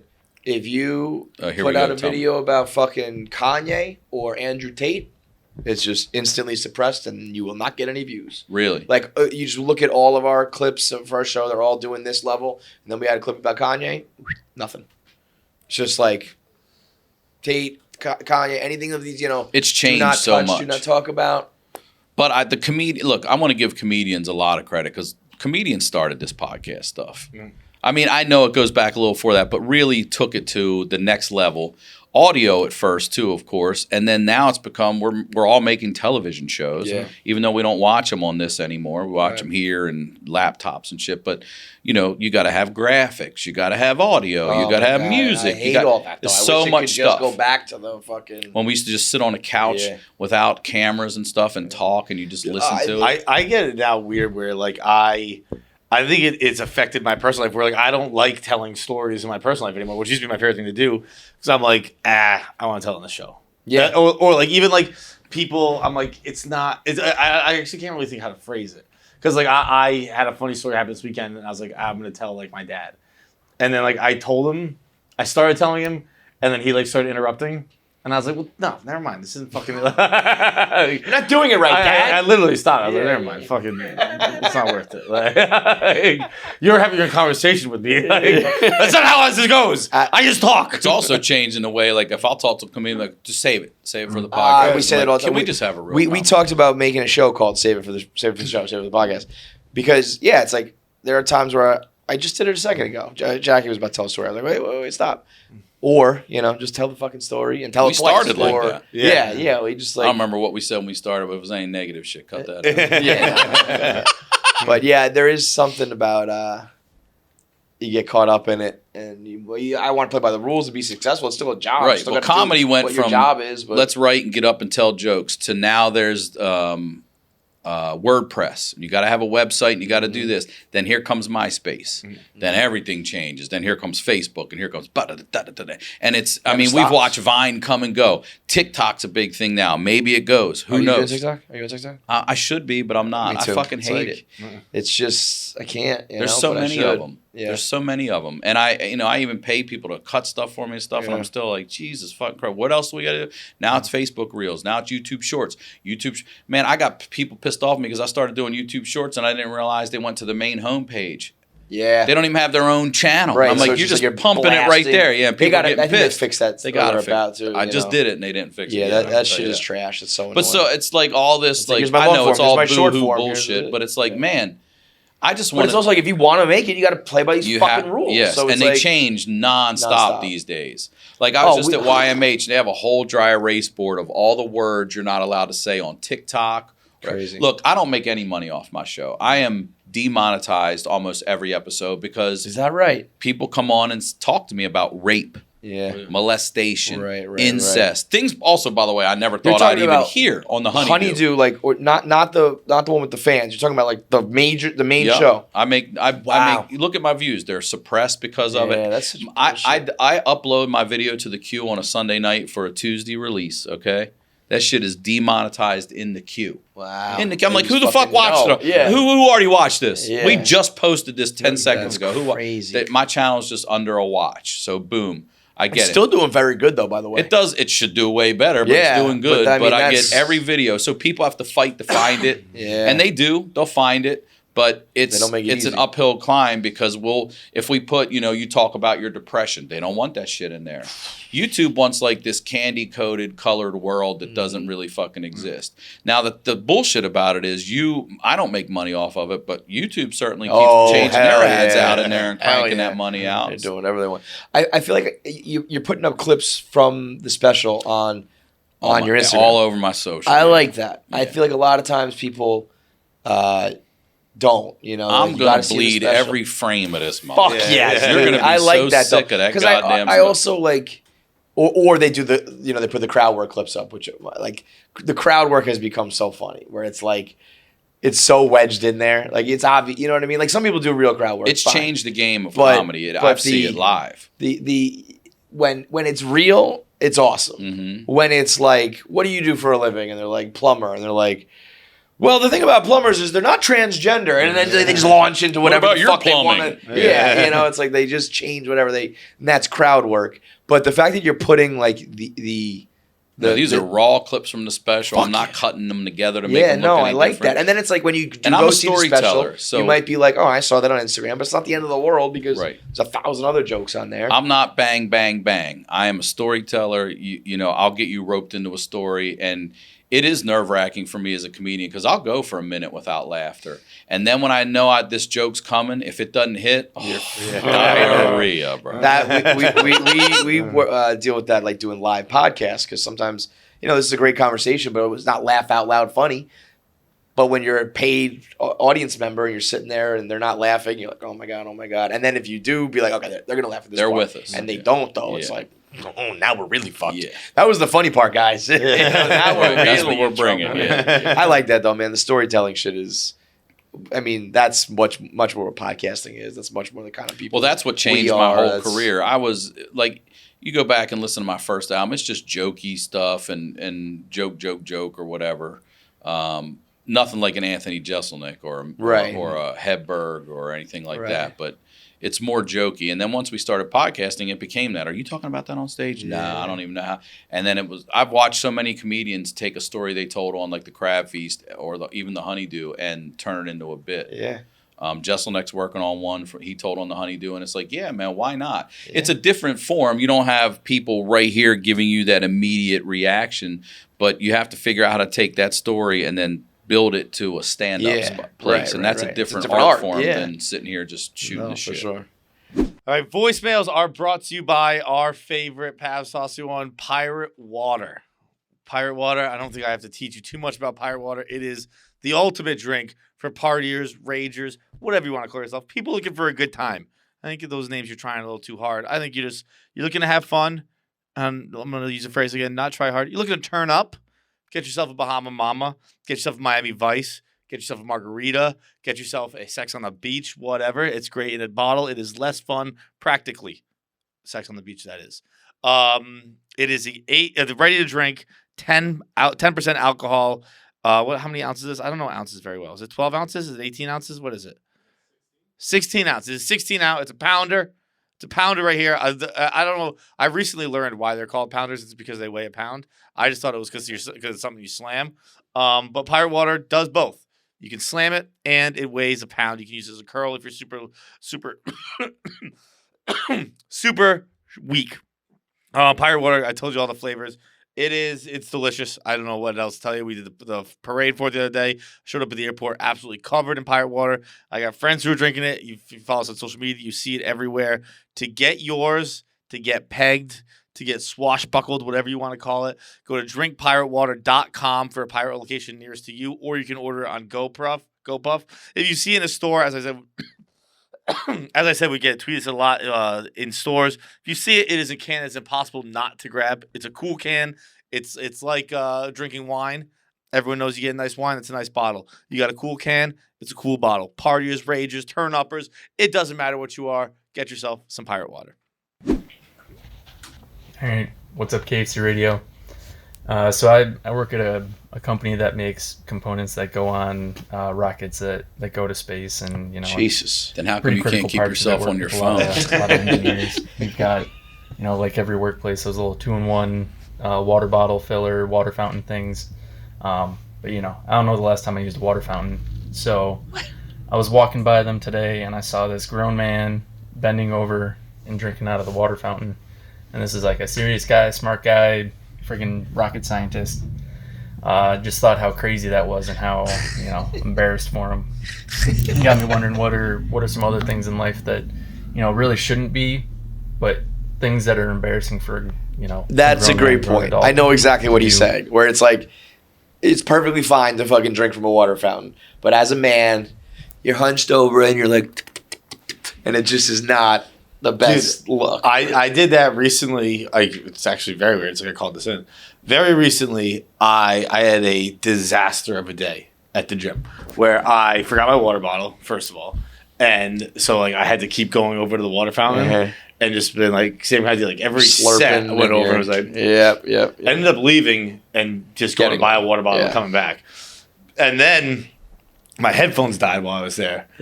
And gyms, when I started going to gyms, they just played music. Like they were Yeah. when I would go when I was with my dad when I was Not a kid, there anymore. was just music blasting. Just silence. This gym is just fucking silence now. It's just grunts and clapping. And my and shit. headphones died, so I just have my headphones in my pocket. Bro, it is if you could just put out the sound of a gym, Oh, it's my definition of hell. yeah. Where it's just like occasional Weights metal crack, clanging, yeah. and like silence, sometimes a fart, and then just someone like, like it was great. I was like, I can't believe I used to just do it. I used to raw dog the gym all the fucking time, and now I'm just sitting there like mid set, and I left the gym. Usually you leave, you got your dopamine or whatever you got going, and I left the gym angrier and more annoyed than I've been in my. I was like, I would look like an asshole bent over the fucking bubbler, and I'm fucking just listening Bubbler. to A people. bubbler. Yeah, Get outta here. That's an old one there. Really? There's Oh, fucking, old like, one. I think it's a new one. Old one. there's Yeah, like yeah. 10 Oh, people in the world who say that. You Dude, fucking I asshole. think it's in New England. yeah, right. it's like a Rhode Island thing. Rhode it's Island, like a yeah, real You say small carriage for grocery cart? No, but I say the market. You say something stupid for that though. What do you I call don't think it? so. 'Cause I don't really use it that often. I think I probably just call it shopping cart. It's not a word I use often, but You do say something stupid for in that realm though, grocery stores or whatever. I say the market. maybe I call it the market. Yeah, Yeah. that might be it. The market. But- He's right. I just also think water fountains are just fucking disgusting. Yeah. I've never wanted to use one. Dude, when I I was watch a kid- homeless guys wash their balls and Yeah. shit in them in Yeah. the parks in Santa Monica. I'm like, we're not drinking out of No, that. no. I'm not even washing my hands in there. My dick is cleaner than that fucking thing over there. It definitely is. As, You know, as a speaking- kid in school though, man, like remember the good water fountains versus the bad ones? Like Yeah. I would This one walk would like shoot up. I would walk extra hallways to get to the cold Yeah, one, yeah. and there was the one that sucks. Halsey and I would Taylor, just, bro. I would just deep throat that fucking thing, sucking on it. Oh man, there's someone behind you. 3, 4, 5 seconds, go. I'm thirsty. Get off of me. Hold on. Now, That's but right, I'll tell you counting. what. You know what? Counting. Now- I forgot about Yeah. that. People are like, There's come one- on, you're hogging it. Yeah. It Like, ain't we're gonna run out, motherfucker. Now though, It's coming out of the toilet anyway. every kid's got a fucking water bottle everywhere they go now. Like we cannot leave the house without my kids having their water bottle in case they get thirsty. I never got sent to lunch with it. Like we'd have a thermos, but we put food in it. We weren't putting fucking drinks in my thermos. I had soup in it. Just Yeah. walking around like everywhere with a bottle as a little kid. I remember, again, one of the things I do as a dad, like I'll forget that all the time. I'm like, I don't know. And then we're at the park and they're thirsty. And I'm like, well, I don't know. Then you're just going to be thirsty. We've had times where we've left where we're at because they're like, we don't have our water bottle and we're thirsty. It's like, I don't fucking know. Just wait until we get home. Yeah. Gary Goldman has that bit in the Great Depression. He talks about how he grew up in the '80s, and he's like, we just weren't given water, and he's like, it's not we didn't Now- need it, we desperately needed it. We we just just did- didn't have You it. ask a teacher, I got to go to the water fountain. I'm thirsty. Like, no. No. yeah, It's a bodily fucking need, We live on this shit. You were talking about a homeless guy washing his balls in it, and due To circle back to that. due to my boredom this weekend, I was home from like the southeastern Mass, and I grew up my high school was in Rhode Island, and it's in Newport, and the Newport mansions are a big thing, but I've never been. It's almost like a New Yorker never going to the Statue of Liberty, that kind of shit. Like I'd never been, and I was like, I got nothing to do. I'll go fucking check it out. And so I toured the Breakers, which is a big mansion in Newport, and it was the Vanderbilts built it, and it's fucking insane. It's insane that this was someone's home. It was like a college. It's like 7 stories, like Compound. it's crazy. But the bathrooms in Mr. Vanderbilt's bathroom, he had what was called a carriage bath.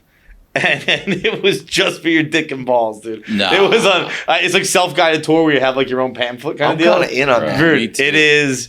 It's like it Turn looks. around, it's squirt just, my it's ass. just, I was no. gonna say the problem is I need my asshole too. Well, turn around, you know, you squirt. take it. Yeah, it was on like the little That's pamphlet money. you have. It's like note the what's 2 it called? separate size. Carriage? Check. Here's how I described it in the pamphlet. It was note the 2 separate size bathtubs. One was for full baths. One was for after long carriage rides. Is it like a bird bait? Whoa. And yeah, basically, like you kind of just tea bag. kind of sit in it. Like a Google like Vanderbilt sit bathroom. in it. It's so funny. It's like, dude, just the top of your dick and balls is wealth, man. That's real. I talk about it all the time. Like I have a dog. It's a Cavalier King Charles Spaniel. Okay, it's the cutest fucking thing on the planet.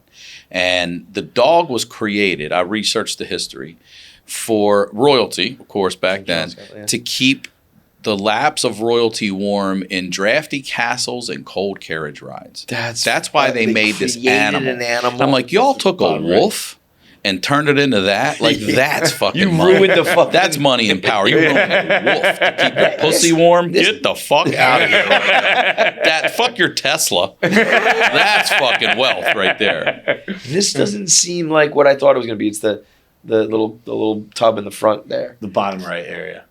Oh, yeah. Oh, I see now. And you kind of just sit in it. It's bigger than I thought, too. I think what you need is something that you stand. And and you almost... It's almost like you're taking a shit. You put it's like a glory hole, but... Yeah, you need like... no. Hose it out. Yeah, you need something like a docking. Like you put your dick and balls in there and it just... Like a set. It just... There's a little towel under it. There's so many times I'm like, I got to take a whole ass shower just because I am a fucking wreck below the belt. But the rest of it's bathroom, you can kind of see a little bit on the right. It was basically you pulled your pants down, and you just sat in it, and then you turned the water on. What's this one? That's the same thing from a different angle. Oh yeah, like the way it's cut, like you can see you just sitting in it. It's definitely cut different. Shake and you stand up. What's something else you feel stupid or less manly doing that's not really? I mean, I remember growing up, people, if you ate a banana like a regular banana, it was like, gay, you're fucking gay. Yeah. I had that the other day happen to me. I was putting chapstick on and I locked eyes with a homeless dude. I locked eyes with him like that. I was like, oh, man. I felt so vulnerable. That's a great one. I was like, we're going to chapstick. First of all, chapsticking. In general. And secondly, I'm making eyes with a fucking homeless guy while I'm doing it. That was suck. That is great. Things that like you like this is like you think they're stupid. That's the thing that sucks. No, I feel like it's. I took it to feel like more like you don't feel as masculine as you would. Like he was saying this guy was like somebody important and he's like sitting there bent over drinking from his little fucking bubbly water. I'll give you another one that just happened to me. Hospital gown. Just wearing a motherfucking hospital what is gown. Your that? whole back is wide, your ass is open. Why is it that way? Why is it not just a regular fucking robe? You can't undo this? Yeah. What the fuck are we talking about? And then when like you do tie it, it's still just ass out. Ass is out no matter what. You fucking onesie, doc. I'm like that. Yeah, like any type of nudity. That's I think just men being fat and probably self-consciousness. Like you ever like sleep with a girl will just be naked for the rest of the night. Like once you take their girl clothes off. Oh my god! I get once dressed. you take their girl clothes off. Once you take their lady clothes off, you know how you fuck women. Not their dungarees. Dungarees, bro. Great. They're lady. You guys know what I mean. Dungarees. Sleeping with chicks. But you're so right. Being naked as a chick is amazing. Like, look at me. This is great. Dude, when I just said this recently, but like when I get dressed after sex, like I do it like a rape victim. Like I'm like very delicate. And I don't make sure I don't expose myself. The stripper after we just saw her birth canal. Now you're fucking tucking away and going. I don't bet. Do you think you're seeing whole? Hell no, dude.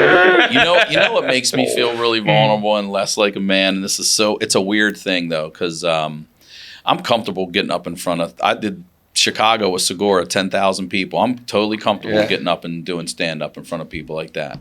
But when I'm in like a new, like I used to be in I'd go do improv class or whatever, and it'd be a group of like 10 people. And they'd be like, okay, Jackie, we're going to go around the circle. I want you to say your name and then something about yourself. And I can't tell you the anxiety I have. Really?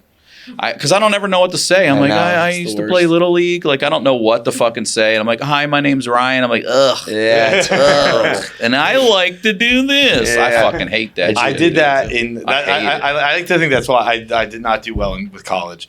And I like to think that's why. It's like, I remember my first year, like my freshman year, first orientation, where like, I was really giving college a shot this time. Later, I was just going through the motions. But this was, I was like, I'm going to go to college. And they were like, come to orientation. I went to one, and I was like, this is so uncomfortable. Orientation sucks. I just made it up. I just said, I was like, they're like, tell us something interesting. And I was like, I was born in Australia. And then people were like, dude, you're born in Australia. And I was like, oh, no, I made that up. Like, we hate you, all right, weirdo. Yeah. Right. Well, here's how to not make friends. Fuck out of here. All right, next up. It's Killer Nick, stash. Pavs, Jay, Colleen, whoever else is there. I was following a guy home and found out that one of my neighbors has a bumper sticker that says, blow me, which I thought was kind of aggressive. So got me thinking, if you guys had to design a bumper sticker, what would it look like and what would it say? I I'll hang up and listen. think bumper stickers are some of the worst things going, man. You a bumper sticker guy? No, but You gave me a look for a second there. I was like, oh no. but I do like to read them. I'm all right with anything to those. distract I'm all right me with from it the on road. your car. Yeah. I don't want any shit on my car. Some I'm all right of with them it are on your car. fucking wild, man. People get loose with those. The bumper stickers and T-shirts are. Yeah. I saw a T-shirt this weekend. Like yesterday. I was at a restaurant and I was just eating at the bar watching the Bruins game, and the guy next to me was wearing a shirt that said, "Don't shoot guns, shoot loads." And That's a shirt. and In public, right? wearing that out. In public, and I was like, I was walking. He's like kind of like a rectangle type barn. Entrance is over here, so I'm coming in and I see that shirt first thing, and I was like, Jesus, like this guy this guy is a fucking loser. Like, oh, I'm sad, congratulations, blah blah blah. And I'm sitting there like, God damn, I can't believe I'm sitting next to this fucking guy. And then another guy comes in and sits next to him, and he goes, "What's up, girl?" And I was like, "Never mind, that shirt's hilarious." That's so true. Yeah, A straight guy doing that, you're a fucking loser. yeah, I was like, "This is the fucking man. Yeah, that shirt's funny, man." I was Don't shoot guns, shoot Shoot loads. I keep seeing this one in LA that says, I can't remember how it goes. It's like, drive gently, there's a baby in this bitch. And I'm like, and then it's a lady driving, I'm like, I don't see any, do you mean in you? this bitch? Like, in this Yeah. bitch? Because I don't see even a car seat in this car. Like, you know what I mean? It's, I dated a girl once who would park in pregnant spots for women, and because she was just like, "Who's gonna tell me there's not a baby in me?" And I was like, it's a good point. I was like, she's like, how many pregnant women are out shopping, like, who need the help? It does seem like we're being pretty specific here. Those spots are going to get used by a pregnant woman who can't really walk. Like, what are the Yeah. Can I tell you a horrible story that happened to me in Always. college? Oh, fuck. This Always. is horrible. I went to, I graduated in 96. It was called Towson State back then. It's now Towson University. And on a Saturday, I was in mass comm, and we had this one asshole teacher that didn't care that technology was moving forward. At this point, we're in CDs and DVDs. Okay, that's where we are. But this motherfucker wanted us to do reel-to-reel tape.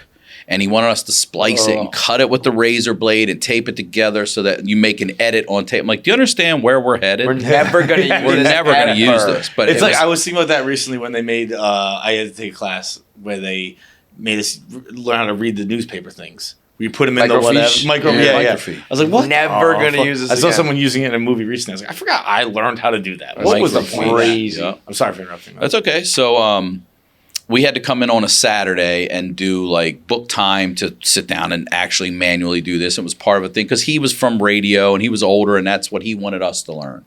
Great. So I go in on a fucking Saturday. It's snowing and everything, and I pull in this. There's no one there. No one. I park in this goddamn. I'm pretty sure it was a handicap and then like a hearing vision impaired also. It was any disability spot, right? Mm-hmm. So I fucking park in there and I go and I'm only going to be there for an hour. Bro, hearing, come on. Right? But I'm telling you, it wasn't just a blue handicap spot. It literally was hearing. You could park up there, right? Yeah. I park in there. I go in. I come out. Snowing harder now, and there's a fucking van. Now the parking lot's on a slope going down like this. I'm right here at the door. Everything else is sloped like this. No. This van's parked a little bit, back where a regular person should park back here. And I'm like, oh fuck.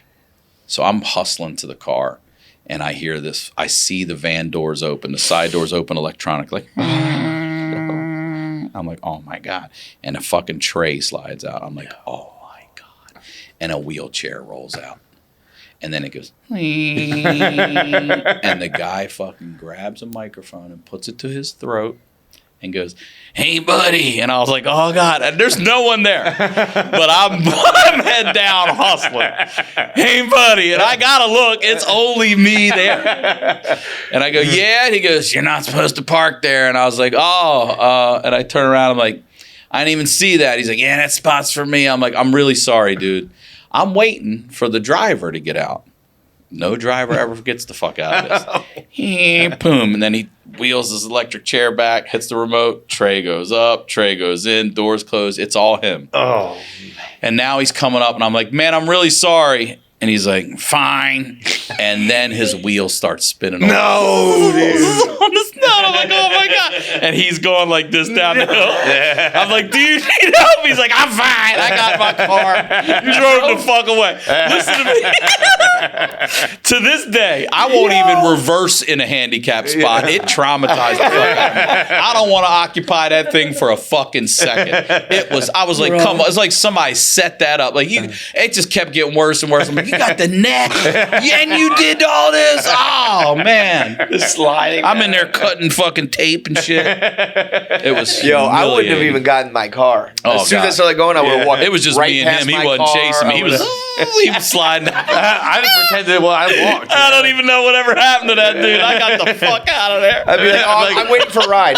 Somebody pick me up. I don't even have a car. Bro, yet. I'd be like, let's fucking gas this guy's tires. Dude, fuck with me, Fuck dude. this That's guy. the Seinfeld episode. yeah. Fuck him. Yeah. That's I crazy. can't believe someone parked here. Like, how'd you get here? Oh, I walked here. I fucking. You think I do something like Roller this? skating. Oh man, it just kept getting. If he was blind, I would have lost. And I'm like, "Fuck, man, I'm sorry, bro. I'm sorry." All right, last up. Here's you guys.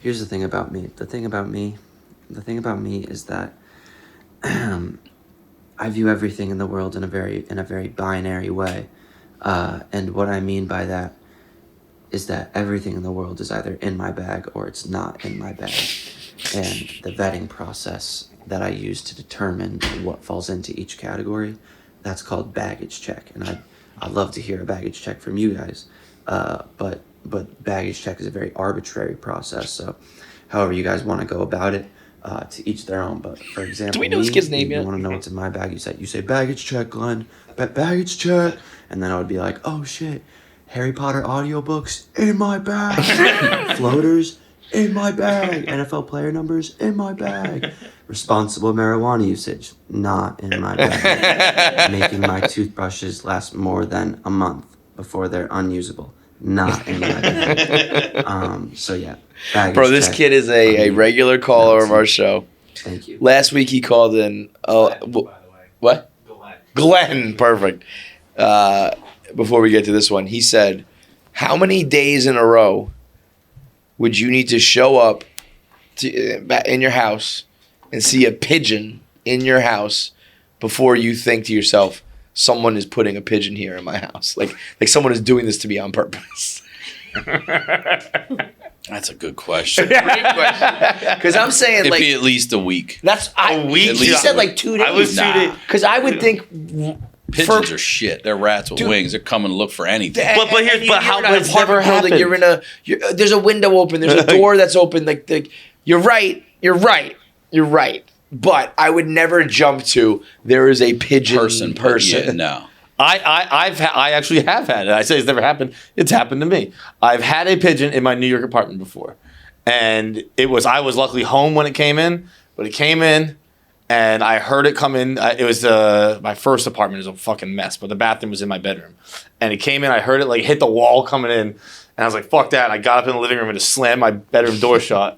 And just heard chaos in there. Like I walked in there, dude. It was like someone had given it an Alka-Seltzer before it came in. Is that what happened? It's shit everywhere. Shit everywhere in my bedroom. And I was like, is that a real story or urban legend? no, that I blogged it. I blogged it with photographic evidence on Barstool, New York.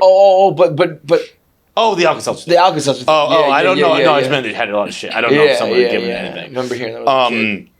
But I was like, this is fucking like there were feathers everywhere. I was like, what the fuck? It wasn't long either. It's like 30. It felt like an eternity, but in reality, it wasn't that long. And if I accidentally flew into a spaceship, I might do the same thing. I don't know if it was scared. Like I imagine pigeons aren't indoors often. It was definitely scared. Dude. Did it ever come back? No, it never came back. I'll tell you what, I never opened that bathroom window ever again. But if I came home the next day and there's a pigeon in my apartment again, I'd be like, someone is doing this to me. There's no fucking way a second pigeon and shit everywhere. And I would think it was the same. I wouldn't think it was another one. I think you might have said that. You think you ever seen the same pigeon twice? In the same day? Yeah. No, ever. No. Like, have you just seen a pigeon and then, like, the next thing you see another pigeon, like, that was the same one? No. I don't think By the way, Ducks. I heard ducks, that there were pigeons. many pigeons around. I didn't see one. I Was it got Nick? no I think- pictures. I think Nick said that there were tons of pigeons tweeted. I got no I'm pictures. gonna give you an animal. I'm gonna give him a not in my bag. Using the same washcloth and towel too long, not in my bag. My daughter gets the fresh ones, not in my bag. But my daughter, so we have the squirrel that comes in our complex all the time, and so I made the mistake of giving the squirrel cashews. The squirrel doesn't get cashews out in the wild, so I'm giving it the Cadillac of fucking nuts. This thing's showing up every fucking day, and it becomes a problem to the point where we have a screen door. You know those screen doors that have that little metal, like thin metal grating over the screen? Yeah. This thing will get on that and fucking and shake our door to the point where we're like, what the fuck? And we go looking for a person. I open up, and we call it Squirrely. I'm like, fucking Squirrely's on this goddamn thing. It acts squirrely and Stella's like, you think it's a boy or a girl? I'm like, it's definitely a girl, Stella. It's definitely a girl. Squirrely over here demanding shit up here. Got to give her peanuts and cashews every fucking day. You gave him out a cookie, dude. Yeah, for real. Give a squirrel take a mile my on brother, you this on is that one that used to be funny. This is so stupid, the stuff we used to do when we were kids. But I told you, my brother's a twin. So we go out to the street light right out front of our house, and we play catch at night. And we noticed that if we threw a ball up, there would be a bat that would come down and just fucking swoop by the ball. So we start playing catch under this light, and the rule is you can't fucking move, and you got to throw it up so you can see the bat swoop at it. And then we start throwing it lower and lower until it's line driving right at our fucking faces. And my brother, I threw one at his head. That bat went right through his fucking hair. He's like, it touched me. It fucking touched me. I'm like, yeah. And I'm just line driving it. And That's a great fuck game. this game. You got bats swooping at your Bat brother. swooping. That's fucking great. I've never done that, but I've heard people who had big fields in their yards or whatever talk about that the bat will follow it like via echolocation. Like, it'll like spin around down. We're just playing catch originally, and then we saw it. We're like, holy fuck, that's a bat. You could see the cut of the wings and the light and stuff. Like, that's a fucking bat. Man. Yeah. I think it was. I thought it was just tennis balls. I think that's how they said they played. That's what we did. That's what you did too. Exactly. Okay, I think it might be just tennis balls. It was a tennis ball. I like the one clip you put up. You said everything in the water is Jaws. Everything. Every snake is Cobra. Every fucking spider is poisonous tarantula. I'll tell you why. Any of those animals. Snakes. I don't like snakes. Yeah. And my brother's the reason I don't like snakes, because back in the day when we're in high school, we had to take turns cutting the grass, and we lived in Maryland. I started in Baltimore, grew up out in Carroll County, which is suburbs, right? And we had a riding mower. And if you remember the movie Can't Buy Me Love, same snapper riding mower that Patrick Dempsey drove in that. That's your riding mower. And I'm in shape back then. I'm in 10th grade. I got my shirt off. It's hot Maryland summer. I'm going around, and I see I'm in our backyard, and about 3 backyards up, our friend lives there. And I see my brother and him with a broomstick, and they're hitting this pine tree, and they've got a trash can. And I know they have a black snake in there that they're catching, because they're always doing this shit. So I see that. I'm going around my laps, and as I do, I see them up on our deck. And he's holding this like 6-foot fucking black snake. He's going to throw it down on me. I'm like, don't fucking do it, dude. And I've got old school Walkman, Sony, yellow clip gray headphones. I'm listening to a cassette. Rubber. Got my music on. I go about it, and the next thing I know, something slaps across the back of my fucking neck. And I turn my head, and there's a snake face right here. I grabbed it by the neck. I threw it on the ground, And then I fucking circled back. My brother's like, I was don't gonna do it, say, Dick. I put that blade down. All in the bag catcher. Dumped that thing out. I said, there's your fucking snake, you dickhead. Shot. Oh, God. To this day, dude. That fucking thing landed on my neck and was looking at me right here. And I was like, Throwing nah, a you snake piece at of someone is, I would never dropped touch it that on my person again. neck from the deck. Like, I it would came fucking- around me. I would drive over them with the mower, bro. No, That to is this day, I'm still like, I don't mind snakes, but driving I'm like over a here fucking with a snake snake. with a lawnmower is a move, dude. That's what I did. Chopped it Snakes. all up in that bag catcher. Snapper. Both in Great your bag ride and not mower. in your bag. Snapper. Snakes. Literally in my bag. In my bag. That's Fucking right. great, dude. yeah. That's fucking Yeah, great, man. sure. Dead snake pieces in my bag. Dude, my biggest knot in my bag is going to sleep. Like bedtime. Bedtime is not in my bag. It's not for you. I've said this, like I haven't gone to sleep in 20 years. Maybe longer. What do you mean? You just fall pass out. asleep. pass out. Yeah. You never walk yourself back. and I've get never out. like okay, time I for don't think bed. I've ever seen him Let's do it. get in bed. It's always just It you just find him eventually, literally. Face I down on the just floor. run till the battery runs out. I did it last night. Like I was watching I'm gonna wrestle Crowe kick. I was doing did Gladiator, and then I was watching State of Play, and like woke up in the middle of the night, like hand in a bag of mangoes, nicotine pouches in. Bro, this man has been eating mangoes, dried mangoes, 60 servings a week. The amount of mangoes translates 9 pounds. I eat 9 pounds of mangoes a week. A week? Yeah, $90. How are you shitting? mangoes. Is it helping? No difference really. Nothing. What difference do you feel?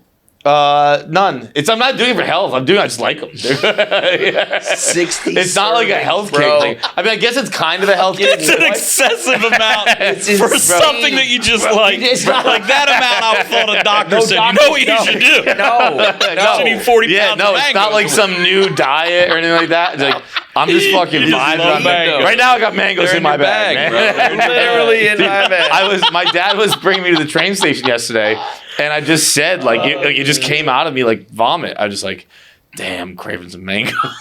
And he's like, what? And I had to explain to him. But I'm dried like, ones, not that you dried like Yeah. almost like a fruit roll up Yeah. kind of Yeah, deal. disgusting. I guess I'm eating them instead of like chewy snacks. I usually eat a lot of chewy candy, so I guess I've replaced that. So in that sense, it's better. a health thing. Fuck, man. But it's not like remember there was the banana diet a while ago. Like someone who just eats bananas. It's not keto. Like I'm eating tons of other stuff. I'm just loving mangoes right now.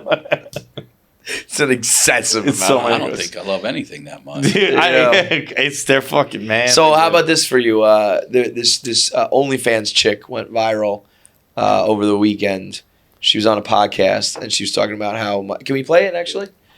She's talking about how she keeps her man Oh, healthy. I saw and your happy. clip of this. Yeah, I'm a fan, so I watched this clip. I appreciate that. Yeah, she says 6 or 7 times a day. Wake up, you get your nut. Before you leave the house, you get your nut. Lunchtime, I'm at your office saying come outside. Come home, you get your nut. One or two at night before you go to sleep. Bro, she'd walk into the bedroom for my night nut. And I'd be in the corner like She would Rocky wake you before up. the You're 12th. passed out. Yeah. First of all, Yeah, it'd be like actually not before the 12th because when they made the Rocky movies, it was 15 rounds in a match. But like Rocky before the 15th, where I'd be like bloodied on a stool, just like all right, I got one more. I would be. You gotta get out there and get him, Rock. Come on, you can do it. Switch to the left, Rock. Switch to the left. They gotta want it more than him. He's hungrier than you. He wants to kill you. I mean, listen, very attractive girl. I believe her name is Vicky Banks or Victoria Banks, something like that. I would love Sperm to. banks. I would certainly love to try to have sex with her 6 or 7 times in a day. I'm just telling you that ain't happening. Look, here's the other thing too. If you pull 7 nuts out of me, I'm not going to work. I'm not doing anything. I'm Go to the done. hospital. I'm done. Yeah, I'm going done. to the coffin. I have no motivation. I don't want to hear what you have to say. I don't want to do anything. I'm Pulling gonna 7 nuts a day. That's more mangoes than you. If you really balance it out. I'd be dehydrated. I would be in I'm pain. 50. I'll fuck you twice at night, once in the morning. That's it. fucking good. Bro. That's it. That's for you, man. That's it. And I gotta have a break in between the third one. There's no way you're getting 3 out of this fucking dick at 50. And if you do, it's gonna cough. The last one you gotta pull out like spaghetti. Yeah, just fucking air, like air duster coming out. It's like when you turn it upside down. There's so little liquid left in your body. Nothing left. It's like the fucking magician just. Yeah, I got nothing. Like, is there a scarf coming out of your dick right now? We're at the end of it. I can't. 7 is like, come on. That's insane. Every this day. is also. I call bullshit on this. I bet you that maybe happened like once. You know, you're on a fucking vacation. You're fucked from like 9 a.m. to fucking 9 a.m. the next day, and maybe you can squeeze it out. But like, there's nobody fucking 7 times a day. When I was young, we used to fuck a lot. When I was young, even then, I don't think. I maybe I hit 6. Listen, I'm not saying twice a night, once in the morning is my routine. I'm saying that's all I got. I'm saying like that's what I'm gonna give you.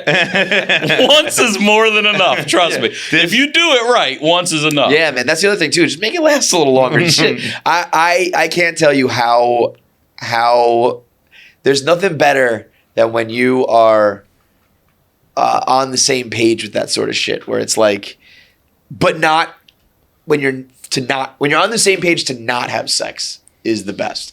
Like you would think like, oh yeah, like I got this girl and we fuck all the time and that keeps you happy. And that is true, right? You got to do that. But it's so great when you're like done with work for the day and it's nighttime start and you're thinking to yourself like, I just don't want to have sex today. Like, I just want to watch a movie and smoke a joint and fucking chill, whatever. And then when you find out they are cool with that too, through just by body signals or just flat out saying it, it's like, well, fuck in the morning. And it's like, yes, let's go. Fucking make some more popcorn. Let's Put get that Russell Crowe marathon on. Exactly, dude, I love that. I had that. The non-sexual chemistry is the best. Yeah. I had that happen probably like 5 years ago, which is a made up time. I always just throw out years so you guys don't know who I'm talking about. Me and this girl had like a sex night planned. Like went to a sex store. Those are always tough, too. Bought toys. Yep. Dude, it's like I so vividly remember. Like we bought a butt plug that like lit up, and I remember it vibrated, and like I remember it so vividly because. It was vibrating in your ass? The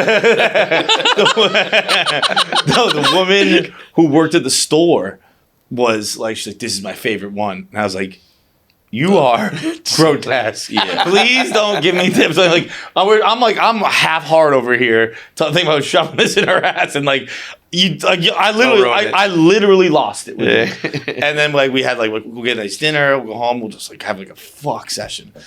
And we went home. And we went to bed. Yeah. And that was it. We didn't even open that store. We didn't even open that bag. I was like, I'm fucking gassed. Like, I don't want to eat my ass tonight. Like, let's just go to bed. Like, let's just curl up, dude. Yeah. You want to rent the movie? Yeah, let's rent the movie. Fuck this. My ass. That's understandable. All right, bro. Well, we could do this forever and ever, but we got to cut it at some point. So we'll go do a little answer the internet before you get out of here. But Lefty's son is out now. No, tomorrow. But yeah, now. Out on the 4th, right? On the 5th. You're saying? Oh, okay, got it. So I got you. Yeah, okay, you did better than me. Where tell everybody where to find it, where to go. Lefty's son on my YouTube. I'm Ryan Sickler on all social media, ryansickler.com. Subscribe to the Honeydew. Watch the special. Share it with your friends. It's something I'm really proud of. I did almost fucking die, and I'm still able to get it out. And fucking look at me. Let's go, man. I'm out here promoting it. Other people just be laying in the bed like a bitch. Nope. I love it, dude. Thank you, bro. Thank you guys very much. That was a lot of fun. As we wrap up here, also on the list, I think, of movies that over time people really grew to truly love and appreciate was Nice Guys, right? And I feel like, John, you were talking about the possibility of a Nice Guys 2. Well, without possibility, just the insistence, which I'm sure as we started the interview, you saying people say the same things to you. I can't not say it. It's one of the greatest movies of all time. The chemistry you and Gosling have is mate. That kid, I mean, he's not a kid, obviously, but to me, he's one of the greatest comedians I've ever met. And I tend to have a lot of comedians as friends, but his timing on a film set, you know, if you laugh on camera, if you laugh on stage, it's called corpsing. Right? Because you've basically just killed the scene, right? So if you laugh inappropriately when you're doing a scene, you know, a love scene or whatever, you know, you've corpsed. Right? And I kind of famously don't respond to, you know, the stimuli coming from outside the camera. You know, somebody could be on fire over there, but if I've got to deliver a certain line and I know the camera's rolling, I'm going to get my job done. You know, I'll deal with the burning guy after the guy's cut, you know. But Gosling, man, he can just wind me up. He can get me not just laughing, he gets me giggling like I'm in freaking primary school. He is so absurd, his humor, right? And his timing is so beautiful that, you know, I mean, look, you know, oddly enough, you bring it up, it was probably, I don't know, 10 days ago, Ryan and I exchanged texts about, you know, people keep asking for this, you know, because there was an article printed that said he was doing it. So I texted him, I think, saying, is that happening? He goes, no, man, I wouldn't do that, you know, without discussing it with you. And I just said, well, it keeps coming up, you know, and it's like, it's one of those things where, and it's just, the same is true with like Master and Commander, I think, as well.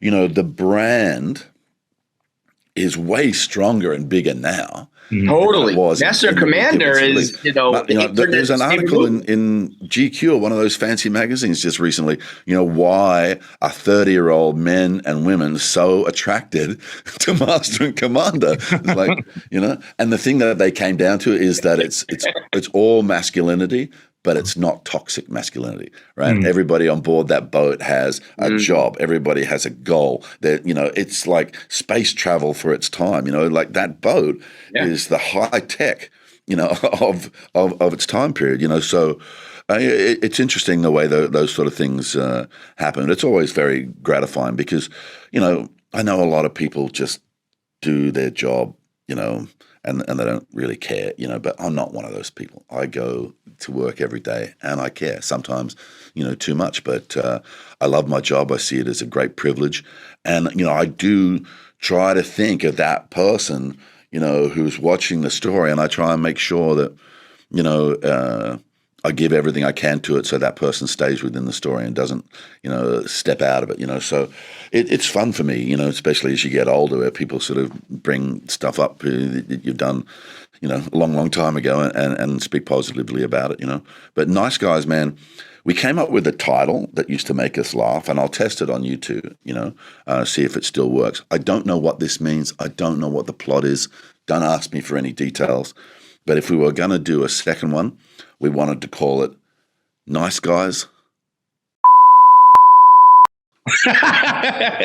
Bang, right? What's so funny? Find out more. Make sure you subscribe to KFC Radio on YouTube to get all the video content. Subscribe, comment, like, and make sure you turn on the bell notifications so you know whenever new video content drops. I want to say something, but the video has to be fast, so that's it.